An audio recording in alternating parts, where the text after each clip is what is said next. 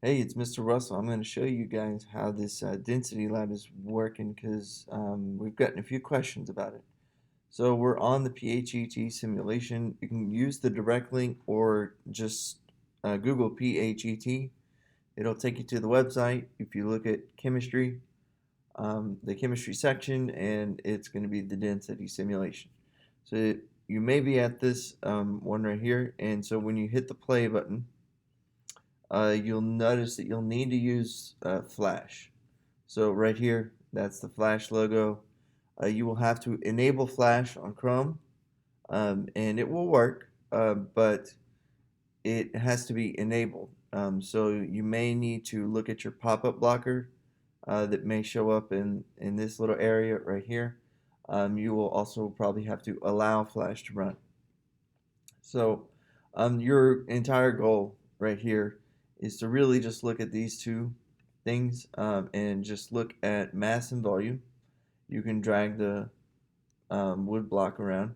Now you can change the substance here, and you're going to choose two substances. It does not matter which one. I would not choose styrofoam because styrofoam is so light, but I would choose either one of these two. Once you hit it, you can change the mass and you can change the volume. Okay, so I'm just going to do two right now just in case it's still not working.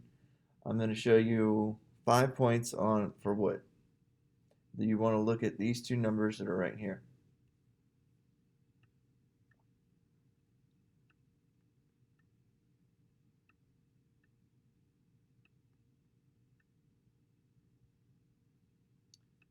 Okay, and let's do a brick. Well, let's not do a brick. Let's do aluminum.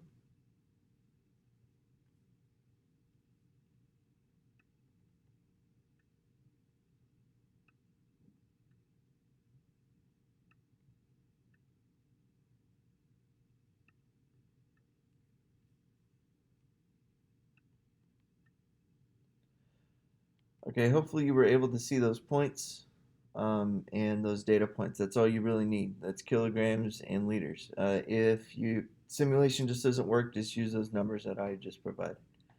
So this is how that goes. So let me show you about density, a couple of math problems because they're going to be on your test. You'll look at page 8 in your notes. And density is just, it relates the mass of an object to its volume. So it's calculated mass divided by volume. D as density has the symbol D, or actually really in physics it has the symbol Greek letter rho, but you won't use that this year. You'll use it next year in physics. So you'll have to be able to calculate any one of the three variables from the density equation. You'll get two, and you have to calculate the other one. You are just going to use a simple algebra to rearrange the equation. So this is just an algebra exercise. For this example, you want to calculate the density of a rock with a mass of 316 grams and a volume of 110 centimeters cubed. Centimeters cubed is the same thing as milliliters, so it's a unit of volume. Okay, so density equals mass divided by volume, and so my density is what I'm looking for. So I just plug in my mass and divide it by my volume, and simply you get this answer.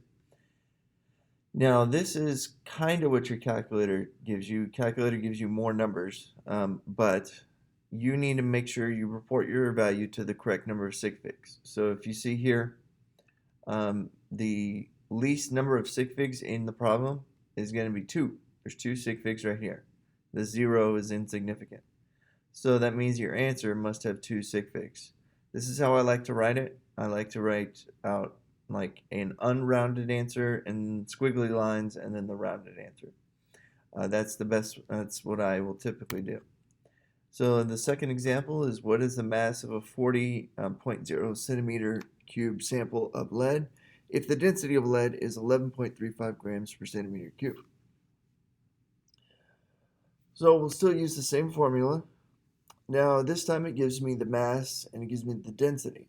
So what you're going to do is, I'm sorry, it gives you the volume and then gives you the density. You don't know the mass, so the mass is unknown. Okay? So put an X on there, just like in algebra, and you can ignore these units if you'd like. I'm putting them in there just so you know where they are.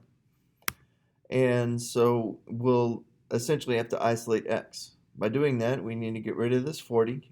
So it's in the denominator. So we multiply by 40 on this side and on this side. So 40 times 11.35 is going to be 454 grams. I think that comes out right on the nose in the calculator. So, and you're going to use 3 sig figs since the problem has its least number of sig figs was 3. The answer should have 3 sig figs. Simple enough. The last example, the density of gasoline is 0.67 grams per milliliter. What volume would 1.9 kilograms of gasoline occupy? Red flag should go up here because the density is in grams per milliliter, but the but the mass given is in kilograms. So we will still use the density formula, but we also need to recognize that 1.9 kilograms is 1,900 grams. That is where your prefixes come in. Remember, I told you those prefixes were testable. This is the kind of situation that you would be matched with, okay? So you need to know this. You won't automatically be prompted. So I will plug in my density that I've got that was given in the problem. I'll take my mass that's right here. Notice that the units match up, and then I got my volume down on the bottom. And so what I'm going to do is there's a couple ways to do this. I'm going to multiply both sides by a v. This will cancel out this v right here and cancel out this v.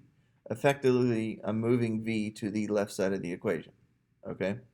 So I end up with 0.67 times v equals 1900. I still didn't isolate the variable, but I got it out of the denominator.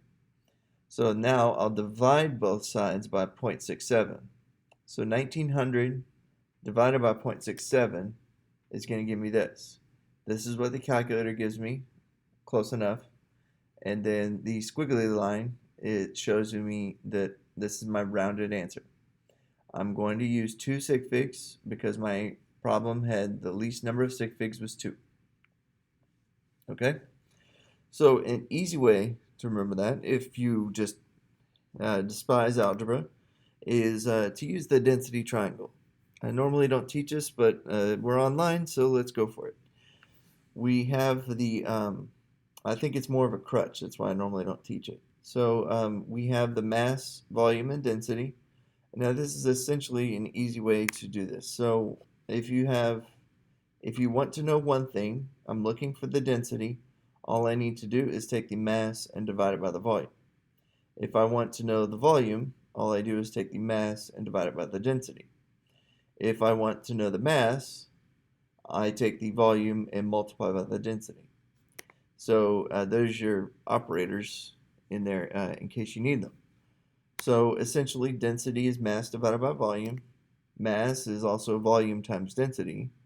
And then volume is mass divided by density. You only get one formula on the exam, but you can rearrange the variables however you like. Okay? So we see this density.